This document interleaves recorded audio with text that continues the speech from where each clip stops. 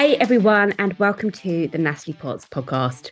Before we start, if you would like to find out more about how you can build and grow your business, head to the episode notes where you can find a direct link that connects you straight to my WhatsApp.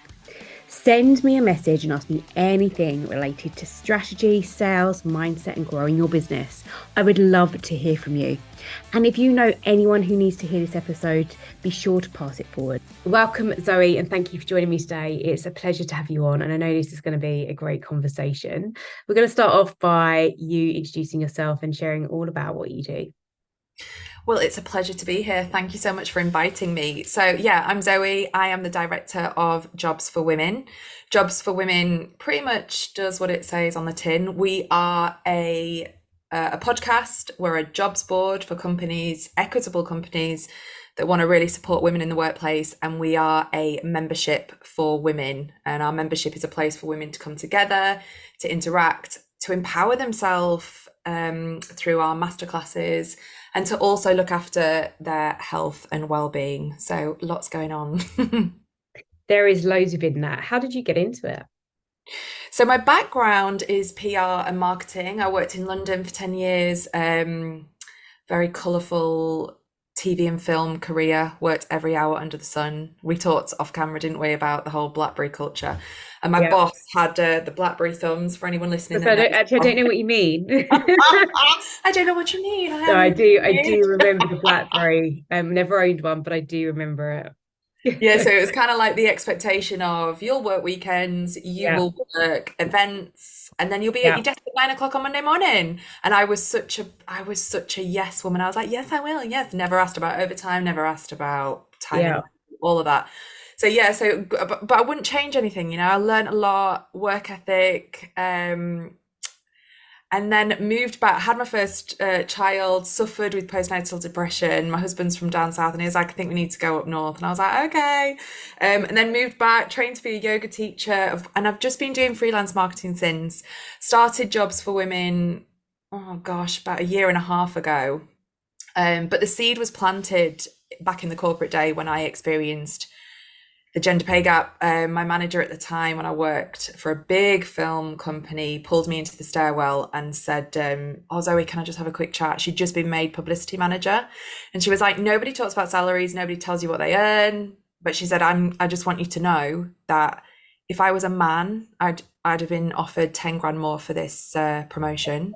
Yeah. And it was kind of like, what? I was pretty shell shocked, but the seed was planted, and I've always been about equality. I don't agree that women should be paid less. I think women are amazing. The data tells us that women are amazing. Companies with women on the board and in leadership, they are more innovative, they make more money. This is not rocket science. And I've now got a son and a daughter. I look at my daughter, I'm like, you are amazing. He is also amazing, but why should she be paid less, have to work harder to get where she wants to go? So seed was planted about 10 years ago, and then I just went for it. Scary, but it's happening and it feels good, you know? Yeah, it's lovely to connect with you because I absolutely get your passion, your drive for what you do, and it doesn't come through intense. It's very natural. You know, your passion is pure passion for it. Where I guess there's lots within that for me, because whilst I'm sitting here struggling to think of questions, because I'm thinking about, I experienced a lot of that myself in corporates too, and I was recently in your podcast as well, and some of that's tough to go through, and I guess almost some of it I kind of think I cloud almost a bit over it, like that didn't happen or that wasn't happening, but it was. And it's because it's like we don't believe these things happen. And I remember when I was leaving my corporate job last year, and I've been there for 19 years, and my boss got pulled in one day. He was a male, but he'd been there for over 30 years in the business. Very good, fair manager. And he got pulled in one afternoon and was just gone. That's it. Like, they said he's going at 5 and he went. And I guess we're talking males, females here, but people like around me were going, no, it doesn't happen anymore. I was like, it does. Like, you do get around letter stuff. Like, people just don't believe it. And I was like, well, if they don't believe that to be true, and it's happened, then I'm actually doing a disservice to the fact that I bang on about being confident, bang on about having a voice when I was in the corporate space. And I remember when I left, part of the reasons I left as well was because the values didn't fit anymore, the business. And it was getting to the point where it was like, either I get very stressed about it, or I just go, do you know, I'm just not fit anymore. I need to walk, because they're not going to change that. And I knew that with that business, it wasn't going to change. And I was the only female out of, and this was 2022. So the end of 2021. So the only female out of 20 of us, they were all males on my region, and I was the only female.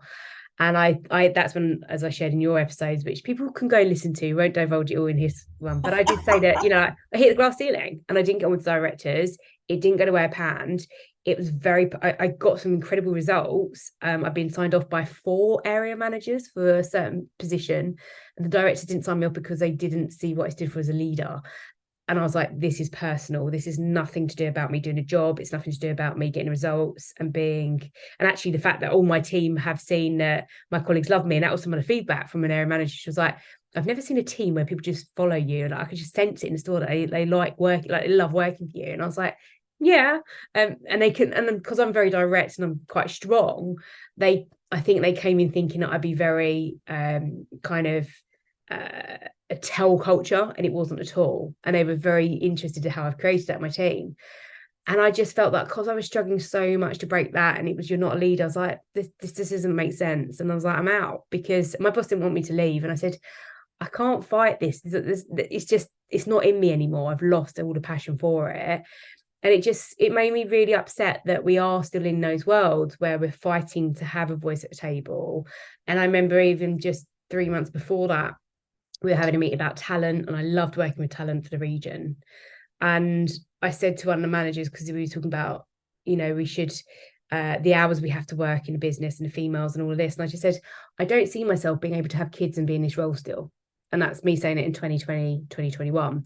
And they all kind of looked at me, and I was like, oh, here we go. And I just said, one of the guys started saying about, well, it's just, females can't work the hours and it's really difficult this. And I just, across the table, I just looked around and was like, I'm not having that. And I was like, you're the problem. And I went dead silent. And he was like, what do you mean? I was like, you're the issue. And he said, I don't get what you mean by that. I said, your mindset there is the issue why we're even talking about this in talent. That's my problem.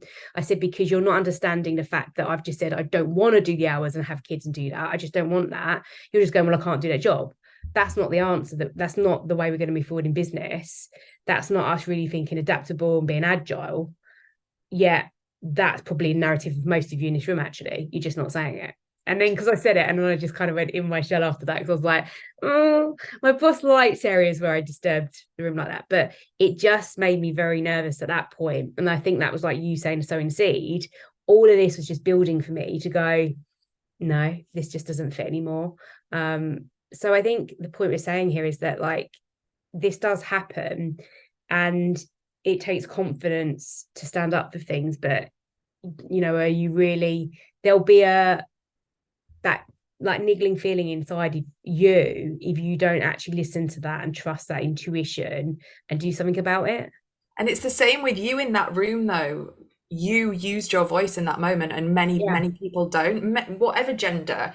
The fact that that room fell silent, you used your voice, that's the work that we need to be doing. It's almost like this grassroots approach. It's like we can be banging on about equality and changing the narrative for women at work, but unless people take that approach like you did, and you might have, in that moment felt a bit like, oh God, but it's that behavior, it's his presumption that, that women can't do it. And it's like, how do we need to stop this stereotype, this idea that is drilled into us from being young, that women do a certain job or can or can't, and men do this. So you calling it out, we did a survey, we do loads of different webinars at Jobs for Women. So we've done women in tech, property, we're going to do women in AI. And one of the lawyers on the group said that she was like, I mean, she's head of legal now, but then she wasn't. And she said she was in this massive boardroom and this guy used sexist language. And she said she did exactly what you did. She was just like, hang on a minute, silence. And she just said, that is absolutely inappropriate. And I don't want you to use that behavior. And she said it was like, oh, and she said she was dying inside. But we all agreed on the webinar that unless we start calling out misogynistic behavior or whatever it is, it doesn't even need to be like sexist. It's this overt assumption that women are a certain type of person, can do or can't do a role. It's like what else came up was, being in a boardroom and being presumed to be the more junior staff member, Yeah, I or had that as take the well. note. I remember like, Can I have a cup of who's the tea? You manager put here? And the... I was like, you're looking at her. And it was awkward. No, yeah, who's the store manager? Is like, yeah, again, you're looking at her. How can I help? I love, what a great response. Not like fumbling over your words. It's like, you're looking at her. The Hello. risk is, though, what I see is that big businesses, corporate businesses will fall short of being diverse and inclusive and equal because I think when you're a strong female and you're confident and you know that you want more from your world and you're not afraid to go for it, they get bored of it after a while. It becomes tight. Like me, I was like, I've got nothing to give anymore. So I'm done. And I said, because I would, like you, I would give every hour. I only really had holiday as holiday. I said, I'm beat. And I said, and it shouldn't be this hard. And it is just different until you change the mindset at the top around how the business leads with that. And some of it was, some fair to say, it wasn't just, it wasn't at the top, but it wasn't being funneled through enough. Or there'd be key players within that would break it down. And some of those were females, and that's even worse Yeah. points. Then that's where people just think, like, just don't need this anymore. I don't want it. It's not worth it. And that's a bit of a risk for businesses long term. And there's no business now that can be almost that cocky. Yeah, definitely. It's like we talked about it on my podcast, didn't we? That they lost you at a point where you were just like, on fire. You were at the height of your career and you walked away because you were done, you were beat. And it's the companies that are losing out. You've been able to turn it around with your incredible business.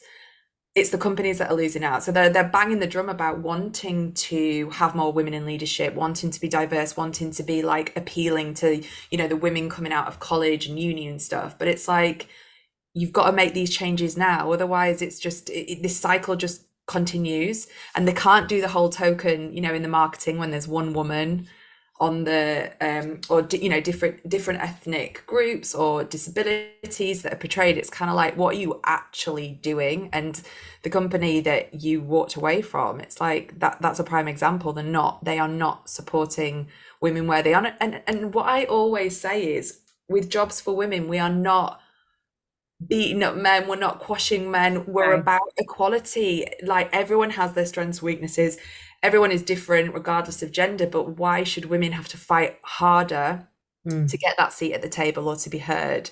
And why should they then walk away? We had the UK's government advisor, Helen Tomlinson, on the Jobs for Women podcast, and that's a whole other. And when I was naming the podcast, I was like, I'm not just going to use menopause. It's like women's health. I have women's health issues. That shouldn't stop women leaving. And there are droves and droves, hundreds and thousands of women leaving when they are, again, at the top of their career. They are incredible. They're earning good money and they're walking away because they're not supported. And it's like, how can companies just like actually open their eyes? This is not rocket science. This is really simple. Let's support the women where they are so they can fight, work for longer. We're at a generation now, we're going to be working, God, until we're about 80, aren't we? So if women are leaving in their 50s and 60s, then all that talent is just sat there. And that's what we find as well in our membership. I've got women, incredible women, that want to be mentors for the younger women in the membership, in in our community, because they want to give back, because they are just great at what they do, and a lot of them have walked away, and it just makes me feel really sad. It makes me sad about what happened with you.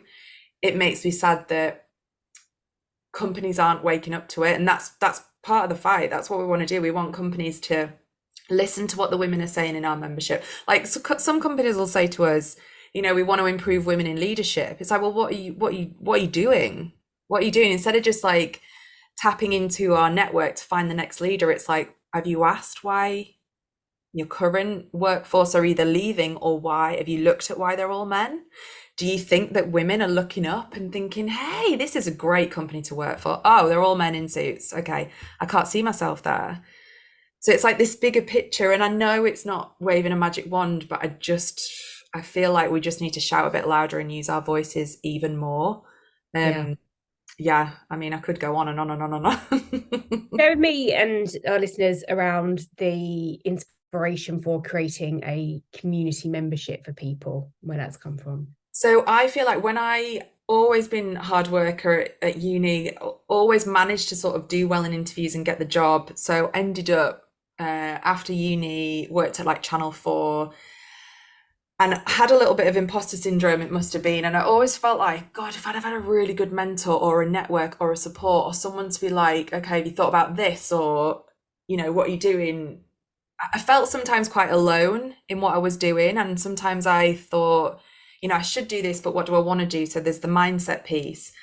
And I've always thought that there's power with women when we're lifting each other up, when we're pulling the ladder down, so to speak, when we're supporting each other. And we've talked separately about, and you touched on it earlier, there are women that don't support women. There are women that don't want to help women up. There are women, there are women like that. I'm not saying it's all like, sparkly lights and greatness, but when women come together, I think that is powerful. And I think that there's so much in helping each other, leaning on someone when you're in a corporate job and you're feeling like you want to run away. We've all been there. Like you start looking at jobs or you think, what am I doing? The community part is really key for me to bring women together, and eventually we're in beta at the moment, but we're going to create communities. It will be specific to career, like women in tech, women in property, women in law, but really like, women stress groups or menopause or people that have lost kids, and that are expected. I went to a panel in Leeds. It was brilliant. And the head of tech at Sky was talking about like her journey with kids. And she said like, she thought she'd go on honeymoon and then come back pregnant, and she didn't. And then there was the journey of, going through miscarriages. And she said like by the third or fourth, it was like, okay, just gonna crack on with work, going through a miscarriage at work or whatever it was. And then the process of maybe adopting and maybe not. And then they decided not to have children. And that whole journey, that whole thing that, women are going through and not talking about, because you don't talk about if you're pregnant before 12 weeks for some reason. You don't talk about if you've had a miscarriage. But women at work in corporations are living and breathing these experiences that we go through as women.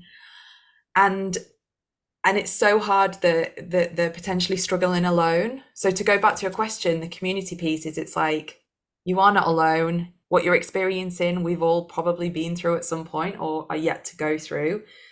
And I feel like there's power in that connection. So that's a real big thing at Jobs for Women.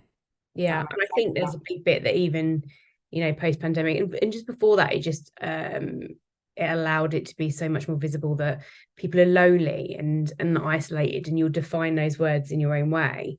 But creating that space for somebody, I know when I talk to clients that I've created a world around me where people are positive, they're often growth mindset. And I say split your network into like into three. So you got like third of people where you want to be, third where you are, and third where you are.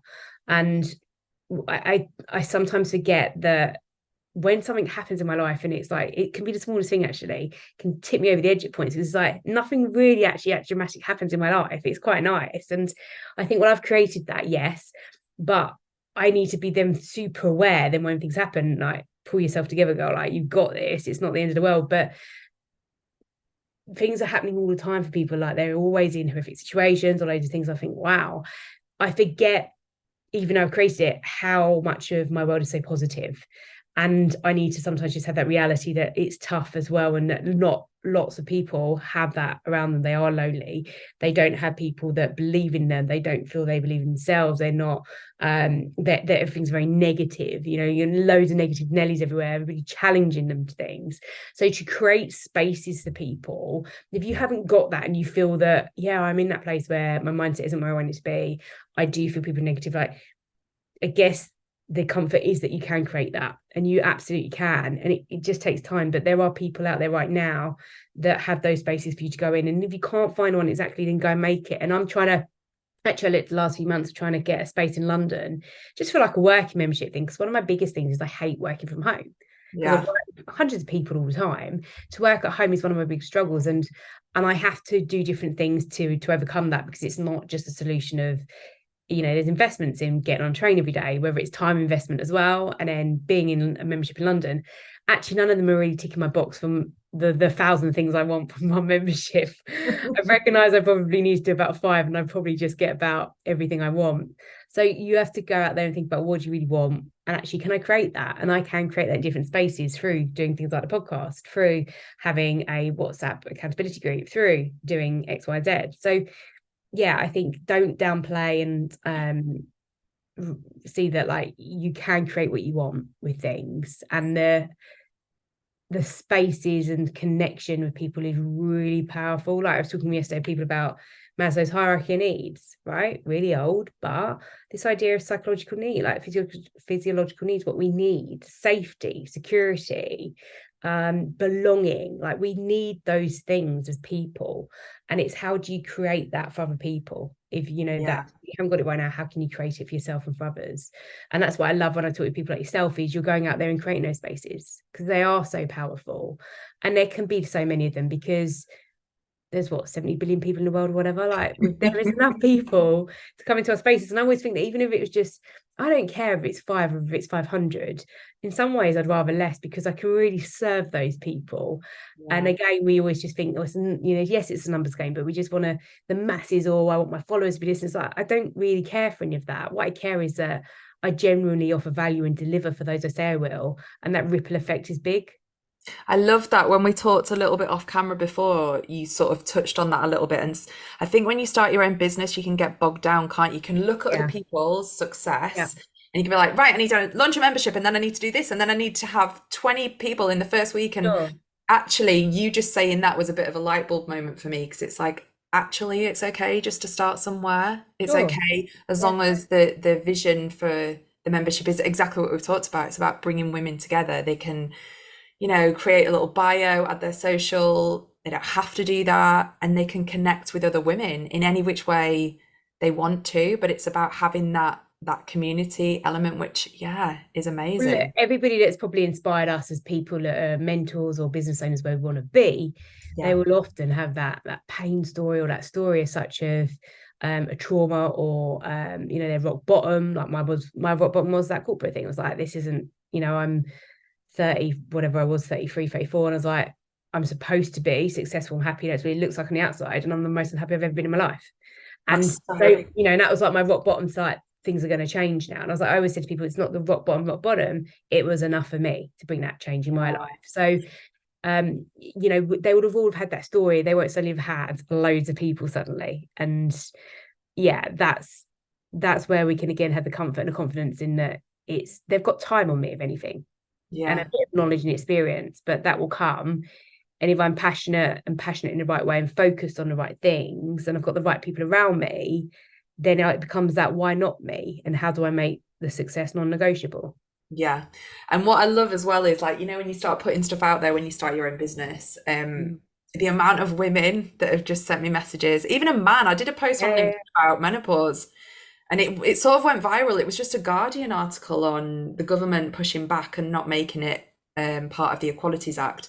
And this mm, man messaged me and he was like, thanks for sharing that. And, my wife is really going through it and it just really helps that people are talking about it. And it's like the women that message me, they're like, can I share my story? I've started TikTok, which is a little bit out of my comfort zone, but there's a lot of people that want to share their story. And yeah, someone messaged me saying, a few people have messaged because I've done some like employment tribunal type ones and they've been like, can I share my story? Anonymously, I'm like, yes, you can. Do you know what I mean? It's like, so it's kind of like you create something and then just even those few people that start to come, I don't know, it gives you that boost that this is needed.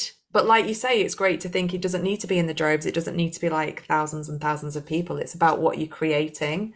But I think you do that well. Like I'm in your free accountability WhatsApp group and it's brilliant. And it's just like, I don't know, giving that value to people is so important, isn't it? And you don't have to give yeah. Look, it's a your very soul. business value of mine is to give back, and I'll always do something. I do mentoring, and I was asked by someone once actually because it's actually for the coaching academy where I qualified as a coach, and they've treated me very well. I won the CPD award with them in 2019.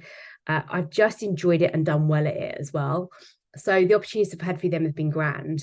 And so I do an hour mentoring for them once a week, and I've done it for nearly 2 years now, done over 100 hours.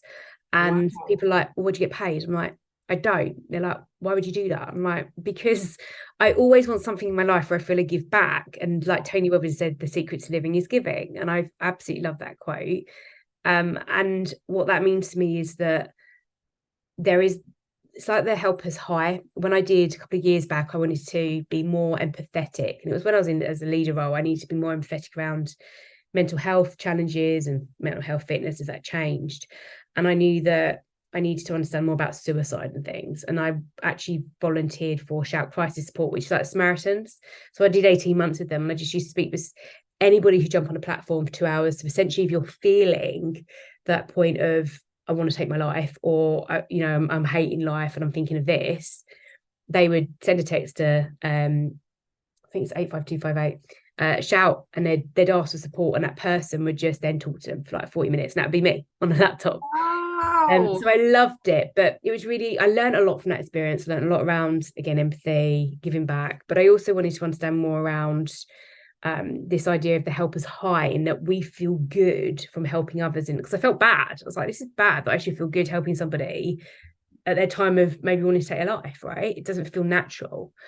But it's because we want to feel good. And I always think that. So when I give back, and I always want to do something, and if it's one thing, because at the moment it's mentoring, where I give back, because I think it's really important. That's how you genuinely build relationships with people. It's how you generally get people's buy-in, because it's a law of reciprocity, which I've probably said really badly there, but you give something to someone and they feel more likely to give something back to you. It's natural, it's psychological and things. So start to understand in your business as well what things actually really mean to you and the reasons why you do things. Why I talk about business values so much, because it's so important that all your behaviors in how you operate with everything you do are based on your values, and you have to know those and you have to live and breathe those. And I get quite narky at the minute. I keep seeing people do things like, obviously it's the summer ab season, isn't it? So when I'm into my fitness, I'm like, I'm doing a 5K, and then I'm like, oh, I'm gonna watch them, because I guarantee in 3 months, like, consistency is my thing, that they won't be doing it, and then half the time they're not, and I'm like, and I just think that, if you're gonna say what you're gonna do, this is why I'm big on accountability, implementation, consistency, like patience, these things that aren't sexy to sell, but that you have to have them in abundance when you're starting and growing a business. These are the things that are going to share and show people like me, the ones looking like, that's my type of client and that's not my type of client. So you've got to do groundwork on this kind of stuff. And this goes back, like we said, the mindset stuff, right? Oh, the mindset stuff is huge. By the way, what an amazing thing to do, that volunteering. I'm going to look at that. I'm such an empath, though. I'm like, I don't do less now, though. We're focusing you at the moment. I'm not saying never do it, but I'm going to focus you to less is more. Let's put that on the vision board in a year, and let's get on the it's something to do in time. Share the word about Shout if you're going to do anything. That's the one thing. Yeah, I'll do that. It's amazing. I'm so impressed. I love that. But again, that's like, you did that because you were a leader and you wanted to, but what a great way to do it, and learn a lot about yourself in the process. Yeah. Well done. So I think this idea, I wrote it down actually, was this idea of like, be a change maker. We'll call the podcast that, be a change maker. But look, how can people connect with you? It's been an incredible conversation, and I know people will be wanting to reach out and find out more about your membership and what you do as well. I know there's loads of potential with you with this. Yeah, exciting. Yeah, so I'm on LinkedIn if you want to connect, Zoë Haydn Jones. And then for the membership, I'll send you a link. It's free at the moment, so come. Lots happening. And then I'm on TikTok, Instagram. I'll send you the links all over the shop. So yeah, I'd love people to connect. And thank you for having me. No, it's been a pleasure. Thank you. If you like today's talk, go ahead and hit subscribe, and make sure you commit to one thing when you walk away. I really think this is a gift we can all give ourselves. And if you'd like help in growing your business, hit the show notes and find the direct link to me on WhatsApp. Send me your question and I'll get straight back to you. Thank you for your time.